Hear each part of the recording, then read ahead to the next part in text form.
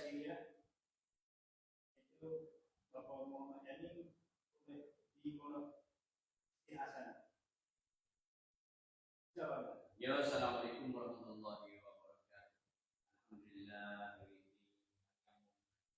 kami tawafuk di masjid Balai Pondok Sri Hasanah Bukit Yok, Bukit Belang, di daerah Mungan, wilayah Diana. Maka dengan sepindah lalunya mula memperkenalkan huruf Jawi. Kita tak berapa cerak, tak berapa jelas. Sebab dia dapati kitab yang dulu itu tak suka dengan huruf Jawi, bermaklum terkenal dalam kaum Melayu Jawi. Maka ambil mari buat kupasir untuk lebih mudah kepada pembaca pelajar-pelajar. Amal toklah ngamu Jawi cepat cepegangnya. Bacaan saya Jawi cepat cepegangnya. Apa boleh kata cepegangnya kaedah ni? Kerana 5 huruf Jawi yang bertitik 3 dan 1. Ambil daripada mana? Tengok sini deh. Itu huruf atau siapa? Jo, po, go, ngo, nyo.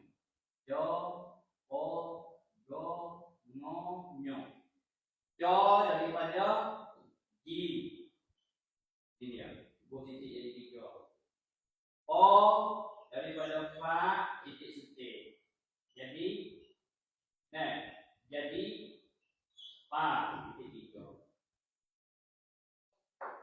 Joko go daripada kaf kaf ni jadi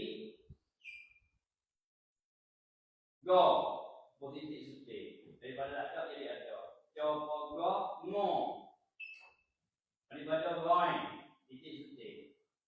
Daripada goin titik sutik di titik 3 jadi ngo. Kita besok hafal sekarang. Adapun yang akhir sekali iaitu huruf no, huruf nun dia. Apabila dia menjadi nyo titik 3, nombor titik 3 nyo. Jadi titik 3 jadi nyo. No nyo. Go ngo. Ko go. Po o. Jo jo. Jadi tak payah.